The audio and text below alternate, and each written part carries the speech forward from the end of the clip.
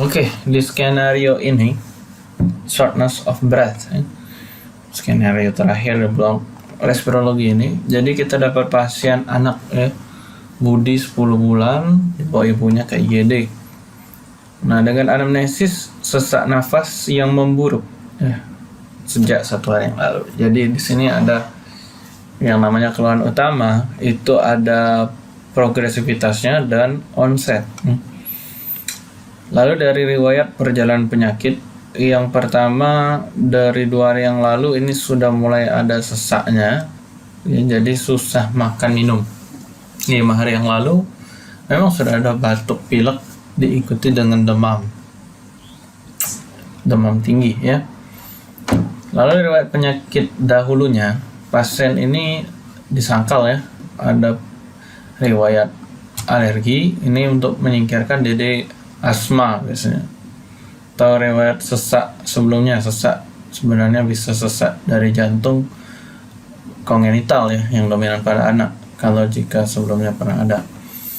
Nah, kalau dari keluarga ini, dari keterangan rumah itu dia tinggal sama orang tua dan 2 orang saudara yang lebih tua 2 orang kakak. Rumah ukuran cukup kecil, tidak ada tempat tidur, ruang tidur dan hanya ada 2 jendela. Ini asumsinya ventilasinya jelek. Nah, ditambah lagi seminggu yang lalu itu ibunya mulai batuk-batuk batuk pilek dan demam, cold and cough. Lalu kalau ayahnya ini ada riwayat merokok 2 bungkus per hari. Untuk diagnosis TB-nya tidak ada karena tidak ada riwayat batuk lama maupun penggunaan obat paket OAT obat anti tuberkulosis selama 6 bulan. Dan dalam aspek pandemi, pasien tinggal di Palembang sebagai zona merah, jadi ada kemungkinan juga pasien ini suspek COVID-19 Dari anamnesis untuk riwayat gizi, pasien tidak ada ASI eksklusif jadi makan bubur 3,5 kali mangkuk kecil per hari. Nah, itu jadi salah satu faktor risiko dari infeksi pasien. Terlihat juga dari imunisasinya, ini ada yang kurang nih, dari DPT HIB maupun hepatitis B sesuai dengan jadwal imunisasi Jadi kalau DPT nih, pasien baru bulan 1 dan 2, umur 1 bulan dan 2 bulan. Nah, kita lihat tinggal, berarti dia ada yang kurang nih, yaitu di bulan keempat DPT ketiganya, hepatitis maupun polio begitulah. Jadi patokan kita untuk menentukan cukup atau tidaknya imunisasi seorang anak dari jadwal seperti ini.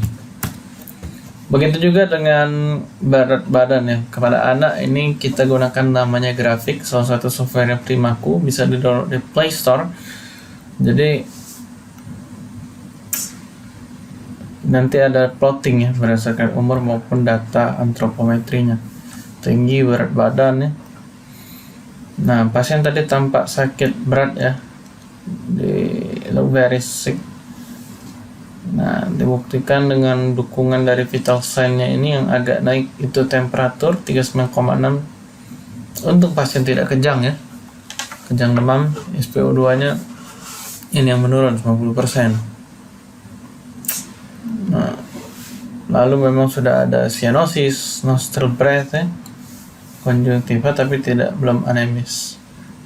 Thorax ini sudah ada intercostal retraction and subcostal.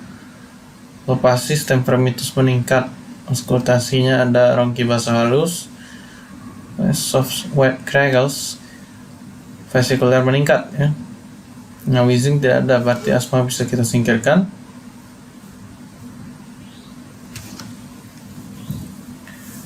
Core domain ekstremitas dalam batas normal. Untuk hasil lab ini leukositosis LED CRP meningkat. Lalu leaf count-nya neutrofilia dan lymphopenia. Nah, jadi permasalahan pada pasien mengapa bisa datang dengan keluhan sesak sesak nafas. Intinya ini ada gangguan difusi oksigen karena parenkim itu terinfeksi.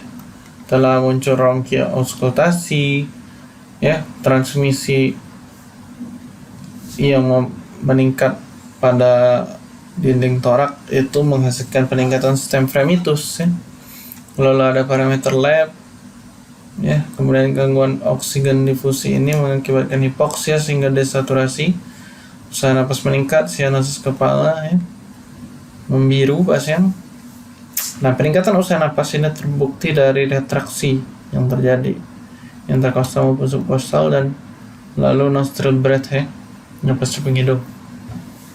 Nah, permasalahan pasien yang lain itu dari ASA eksklusif yang tidak ada, ini intake-nya rendah, ya. Jadi untuk proteinnya pada pasien ini kurang, sehingga untuk pembentukan imunoglobulin ini menurun, jadilah imunnya kalah, yang juga diperparah oleh imunisasi yang kurang. Nah, intake ini makanan ini selain mengandung protein juga mengandung karbohidrat, sehingga kalau dia rendah bisa menurunkan metabolisme, sehingga itulah pasien tampak sakit berat, ya. Nah, imun ini faktornya menghasilkan infeksi berbarengan dengan sebenarnya ada suspek stresor organisme, ya. Nah, faktor lingkungan ini zona merah COVID-19 kemungkinan ke virusnya ini, ya, sehingga labnya limfopeni. Namun kalau jika bisa juga ini bakteri, bisa barengan, bisa atau salah satu virus dan bakteri yang menginfeksi ini. Ini neutrofilia, ya, mestinya, ya, bukan.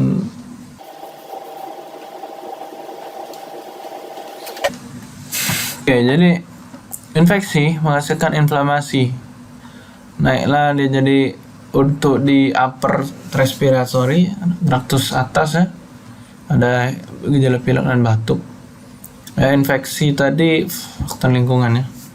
Nah, jadi untuk sementara kita kesimpulan adalah pasien Budi sesak napas karena suspek cardiopulmonary failure, karena seperti yang pada